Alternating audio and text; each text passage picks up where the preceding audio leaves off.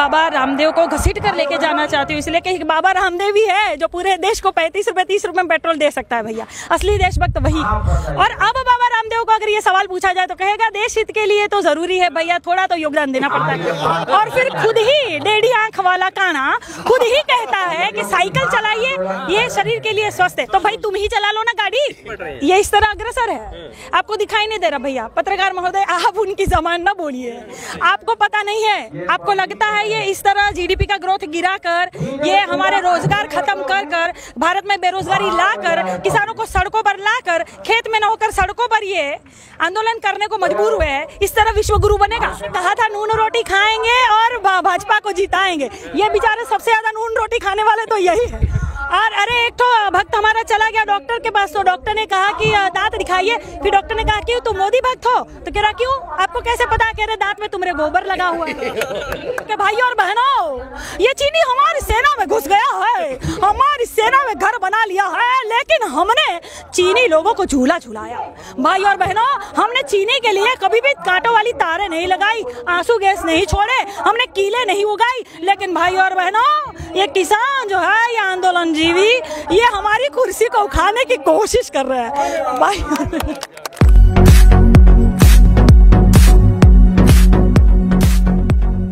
Helicopter से गेहूं काट कर दिखाती है और अब कहती है कि किसानों को पता ही नहीं है कि वो विरोध किस चीज से। हाँ, हेमा मालिनी का तो छोड़िए, हमारा एक तो भाई भी था भाई जो पाकिस्तान से हैंडपंप उखाड़ लाया था। हाँ, हमारा भाई जो है उसकी जमानत पूरी जब्त हो गई। पंजाब में जो बिल्कुल खटिया खड़ी हो गई है उनकी, और पूरे देश में इनकी खटिया खड़ी हो रही है भैया। तू हो रहे, एकजुट हो ना, एकजुट है। अब की देना है बीजेपी को वोट। मैं सबको कहना चाहती हूँ, जहाँ भी मिले जूते चप्पल लेके दौड़ाइएगा। पेट्रोल की बात आपने की, प्राइस बढ़े हैं, लेकिन अभी भी कुछ लोग ऐसे हैं जो कह रहे हैं कि देश हित के लिए हो रहा है। ये 500 रुपए पेट्रोल खरीदने के लिए तैयार है, तो आप भी देशभक्ति जाहिर कीजिए। बिल्कुल, मैं बाबा रामदेव को घसीट कर लेके जाना चाहती हूँ, इसलिए कि बाबा रामदेव ही है जो पूरे देश को 35 रुपए 30 रुपए में पेट्रोल दे सकता है भैया। असली देशभक्त वही। और अब बाबा रामदेव को अगर ये सवाल पूछा जाए तो कहेगा देश हित के लिए तो जरूरी है भैया, थोड़ा तो योगदान देना पड़ता है। और फिर खुद ही डेढ़ी आंख वाला काना खुद ही कहता है कि साइकिल चलाइए, ये शरीर के लिए स्वस्थ है। तो भाई तुम ही चला लो ना गाड़ी।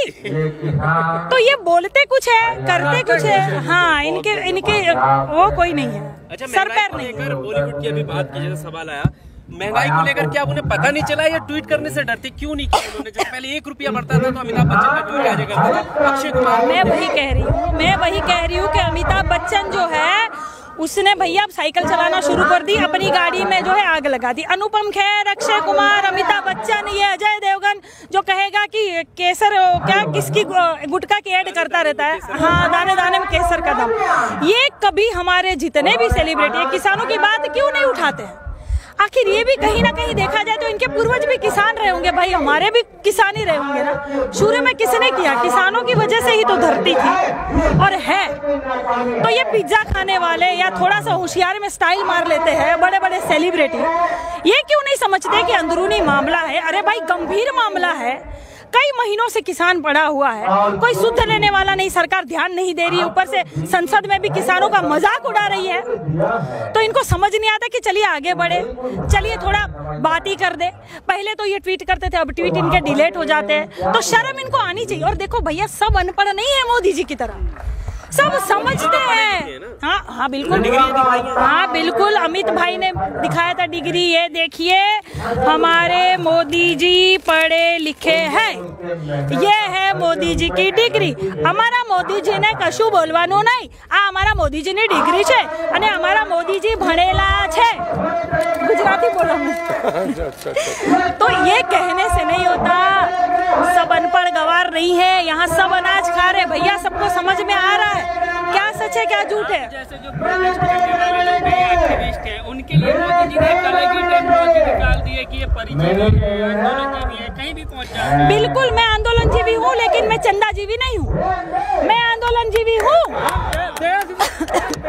नहीं है, हाँ, मैं जुमलाजीवी नहीं हूँ, मैं आंदोलनजीवी हूँ, लेकिन मैं जुठलेंदर जीवी नहीं हूँ भैया। इनको शर्म आनी चाहिए। ये जो प्रधानमंत्री है, इतिहास में पहला ऐसा प्रधानमंत्री है भैया जिसका बहुत जोरों शोरों से मजाक उड़ा है। सुबह उठते ही इनके ऐसे जुमले वाले चलते हैं ना तो हंसी छूट जाती है। और इनके जो चाटुकार है ऐसी कटुनाई करते हैं, ऐसा कटुनाई करते हैं वहाँ पे कि हंसी छूट जाता है कि इनसे क्या उम्मीद रखे, इनसे कोई क्या उम्मीद रखे। ऐसे विश्वगुरु बनेगा क्या हमारा भारत? ऐसे विश्वगुरु बनेगा?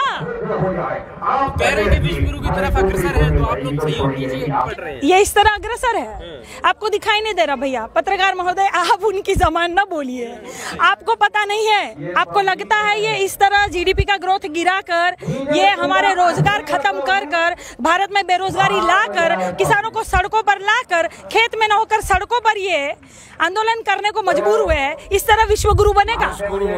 इस तरह बनेगा विश्वगुरु? पर आप जैसे अभी आपने मोटेरा स्टेडियम की बात की, तो वही जैसे वो कहते हैं सरकार में कि हर चीज का विरोध होता है। प्रधानमंत्री का ये सपना तब का था जब गुजरात में वो मुख्यमंत्री थे, ऐसा अमित शाह बताते हुए नजर आते हैं। तो अगर उनका सपना साकार होता है और नाम बदल दिया जाता है, इसमें आपको क्या दिक्कत है? भैया देखो, ऐसा है, मोदी जी ने स्टेडियम का नाम क्यों बदला आपको पता है? उन्होंने मोटेरा से लुटेरा क्यों किया?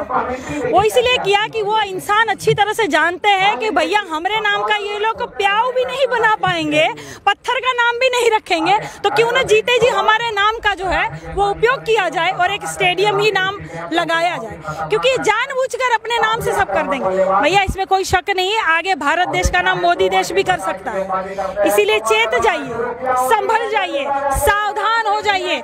जहाँ सच है सच को सच बोलिए और जहाँ झूठ है वहाँ झूठ को बोलिए कि हाँ ये गलत हो रहा है। गलत को गलत बोलने की एक हिम्मत रखिए आप लोग। हाँ जी, हाँ जी। मैडम, कल करोड़ों युवाओं ने ट्विटर पर मोदी रोजगार दो, मोदी जॉब दो ट्रेंड कराया, लेकिन सरकार की तरफ से कोई प्रतिक्रिया नहीं आई। वो ट्रेंड भी आप देखिए, वो इनके मुंह पर एक और करारा तमाचा है। ट्रेंड भी देखिए 6 मिलियन से ऊपर हो गया ट्रेंड। बाद में देखा जाए तो उसमें भी घोटाला करके इन्होंने 3 मिलियन कुछ कर दिया, लेकिन ये छुपाना चाहते हैं, दिखाना क्या चाहते? ये डिसलाइक का बटन बंद कर देंगे। ये सोचेंगे मैं मन की बात बोलूं तो पहले डिसलाइक बहुत ज्यादा होते हैं ना इनके मन की बात पर, क्योंकि मन की बात तो कोई सुनता नहीं है। ये मन की बात अपनी पत्नी से नहीं कर पाएंगे क्योंकि उनको छोड़ के भाग आए। अब मन की बात कहाँ करे बेचारे, और मन की बात इनके कोई सुनता नहीं है, तो ये हर जगह डिसलाइक का बटन दबाएंगे। ये और भी ट्विटर हैंडल है जितने हैक कर लेंगे, इससे सच्चाई नहीं उखड़ जाती। आखिर मोदी रोजगार दो ट्रेंड किया ना, विदेशों से भी ये इसको समर्थन मिला है हर चीज को। आखिर आपको ये बताइए, इन्होंने कहा था कि 2 करोड़ हम रोजगार देंगे और करोड़ों लोग ये कह रहे हैं कि मोदी रोजगार दो, मोदी जॉब दो। ये इनके लिए शर्म की बात है, ये डूब मरने वाली बात है। ये युवाओं के नहीं हुए, किसानों के नहीं हुए, स्टूडेंट्स के नहीं हुए, महिलाओं की सुरक्षा में फेल हो गई है। ये जो कह रहे थे कि बेटी बचाओ, तो क्या ये चेतावनी थी क्या? ये चेतावनी थी क्या कि बेटी बचाना? भाजपा की सरकार आ रही है, आप लोग अपनी अपनी बेटी बचाना, ये चेतावनी थी क्या? हाँ, हर जगह देखिए कितना रेप हो रहा है, कांड हो रहा है, कुछ भी हो रहा है, ये इनके ही भाजपाई ज्यादा लिप्त पाए जाते हैं। कुछ हो रहा है भैया, कुछ उन पे कार्रवाई हो रही है। और मैं तो ये कहती हूँ कि इनकी जो नेताएं थी सब, जैसे आपने कहा भैंसिया किसको, स्मृति ईरानी को कह रही हूँ। हाँ मैं कह रही हूँ उसको भैंसिया। खून खोलता है भैया, खून खोलता है। छोटी छोटी बच्चियों पे अत्याचार होता है, तब इनकी नेताएं ने कुछ बोलती नहीं है। हमने किस लिए चुना था इनको? सिर्फ इसलिए कि जाके बस ऐशो आराम करो, मशरूम की रोटी ठूसो, काजू बादाम ठूसो, मोर को दाना खिलाओ, और यहाँ जो दाना उगाने वाले हैं वो यहाँ सड़कों पर सोया रहे, इनकी परवाह ना करो। हमने क्या इसलिए प्रधानमंत्री चुना था? शर्म आती है मुझे, और सबको शर्म आनी चाहिए। इतने युवा है सबको। ये इस पे दिशा रवि पर क्या हुआ भाई? कितना चाटुकारों ने कहा ये ऐसा है, ये आतंकवादी है, ये षड्यंत्र रच रही थी। आखिर क्या हुआ? राणा जी ने एक 18 पन्ने का करारा तमाचा मार दिया अमित शाह के मुंह पर। अब ये कह रहे राणा जी हमको माफ कर दो, गलती हमरे से हो गई। जुर्माना क्यों लगाया? जो भी है भैया, आप देखो ना, अमित शाह ये कह रहे थे कि ये 18 साल की उम्र या किसी भी साल की उम्र, 21 साल की उम्र की हो, ये भाई आतंकवादी है, ये वो जो भी वो कहते हैं, उनको तो शर्म ही नहीं आती। क्या बोलते हैं क्या नहीं। कह रहे मैं मोदी जी के साथ 2080 से हूँ। बताइए 2080 चल रहा है, ये 2021 चल रहा है, कह रहे हैं मैं मोदी जी के साथ 2080 से हूँ। ये इंसान कुछ भी बोलता है भाई, इतना गांजा, ओहो हद हो गई, हद है। बेरोजगारी के मुद्दे पर इतने मिलियन ट्वीट हुए, लेकिन जो किसानों के मुद्दे पर बोलने वाली सेलिब्रिटी हैं, मीडिया है, तरह तरह के प्रपंच रचे जा रहे हैं, वो रोजगार के मुद्दे पर बिल्कुल बोलते हुए नजर नहीं आए। वही तो कह रही हूँ, मैं वही कह रही हूँ, विदेशों से जब किसान भाइयों के लिए समर्थन आता है तो ये तुरंत उठ जाते हैं अपने हाथ में चूड़ियां खनकाते हुए कि मैं देशभक्ति वाला हूँ, क्यों हमारे अंदरूनी मामलों में बोल रही है, हमारा अपनी आपसी मामला है। अरे भाई, किसान अब सड़कों पर है ना, ये तो सच है ना, ये है ना, अब किसान है ना, तो ये तो सच है ना, ये तो दिख रहा है ना। अबे तुम्हारे चाटुकार चैनल में नहीं बता रहा, इससे थोड़ी पूरा देश मान लेगा कि ये गलत है। मीडिया ये झूठ बोलती है। हाँ। ये तो याद रखना। लगातार सोशल मीडिया पर एक्टिव रहते हैं। मैं सुनिए, मैं अपनी बात पूरी कर लूं तो मैं ये कह रही हूँ कि ये सेलिब्रिटी तब ये क्यों नहीं कहते कि हाँ ये हमारा अंदरूनी मामला है, हमें आगे बढ़कर बोलना चाहिए। देश बेरोजगारी की तरफ बढ़ रहा है, रोजगार छीन गया है, चलिए हमें आगे बढ़ना चाहिए, क्यों नहीं बोलते हैं। मैं वही कहती हूँ, आप लोग सब बोलिए, सब आवाज उठाइए। मैंने तो हमेशा वीडियो के माध्यम से, ट्वीट के माध्यम से और भी पत्र के माध्यम से बोला ही है। मैं आज यहाँ आई हूँ तो इसका मतलब ये नहीं कि मैं कभी नहीं थी, मैं हमेशा ही किसान भाइयों के साथ थी।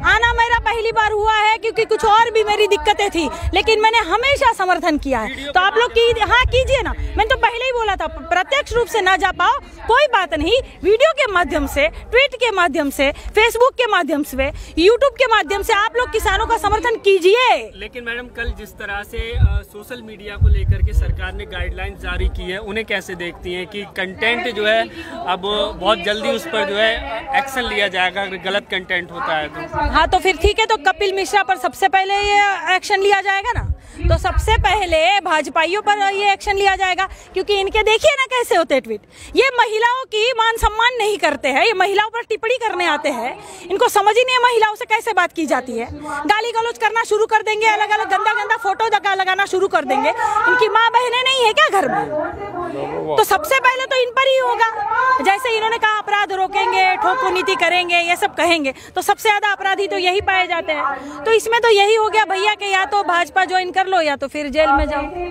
यही बात हो गई ना। एक आखिरी सवाल मैडम, क्या आपको ये लगता है कि जिस तरह से कल सरकार ने सोशल मीडिया को लेकर के गाइडलाइन जारी की है, किसानों की जो आवाज मेन स्ट्रीम मीडिया ने दबा दी और गलत तरीके से दिखाई, युवाओं की जो आवाज मेन स्ट्रीम मीडिया ने नहीं दिखाई लेकिन सोशल मीडिया पर उभर कर आई, तो कहीं ना कहीं इन चीजों को जो कंट्रोल में करने के लिए सोशल मीडिया पर वो देखिए कितना भी कंट्रोल करने की ये लोग कोशिश कर ले, ये किसान न दबेगा न झुकेगा। जय किसान, जय जवान, जय किसान। ये आवाज भारत से उठी है, विश्व तक पहुंची है, पूरी दुनिया में ये आवाज फैल जाएगी। ये किसी से दबने वाला नहीं है भैया, दबता तो ये कब का घर पे चल के सो जाता। ये देख लिए ना कैसे टेंट बना के, ये देखिए लगता है असली भारत तो यही है। तो ये कुछ भी कर ले, आम दाम दंड भेद कुछ भी कर ले, ये झुकेंगे नहीं किसान। और हम सब युवा मिलकर, हम जितने लोग हैं पूरे भारतवासी, इनको झुकने भी नहीं देंगे। प्रधानमंत्री जी से कहना चाहूंगी कि भाइयों और बहनों, ये चीनी हमारी सेना में घुस गया है, हमारी सेना में घर बना लिया है, लेकिन हमने चीनी लोगों को झूला झुलाया। भाई और बहनों, हमने चीनी के लिए कभी भी कांटों वाली तारें नहीं लगाई, आंसू गैस नहीं छोड़े, हमने कीले नहीं उगाई। लेकिन भाई और बहनों, ये किसान जो है, ये आंदोलन जीवी, ये हमारी कुर्सी को उखाड़ने की कोशिश कर रहे हैं। भाई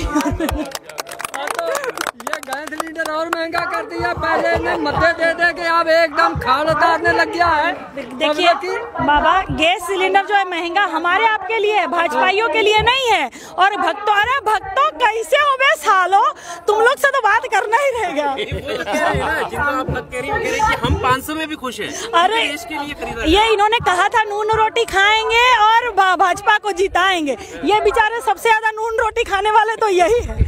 और अरे एक तो भक्त हमारा चला गया डॉक्टर के पास, तो डॉक्टर ने कहा कि दांत दिखाइए, फिर डॉक्टर ने कहा कि तुम मोदी भक्त हो, तो कह रहा क्यों, आपको कैसे पता? कह रहे दांत में तुम्हारे गोबर लगा हुआ है, तुमसे पता चलता है कि तुम मोदी भक्त हो। अरे भक्तों ये बताओ, तुम लोग तो जो है गैस सिलेंडर कितना भी महंगा हुआ है, तो ये लोग तो बेचारे नाले में वो पाइप लगा के गैस ले लेते हैं। मोदी जो है बहुत बड़े वैज्ञानिक है, इन्होंने कह दिया है कि नाले में जो है पाइप लगाकर गैस लो और फिर चाय पियो, खाना पकाओ। मोदी भक्त एकदम खुश है, ये खुश है भैया, हम नहीं खुश है।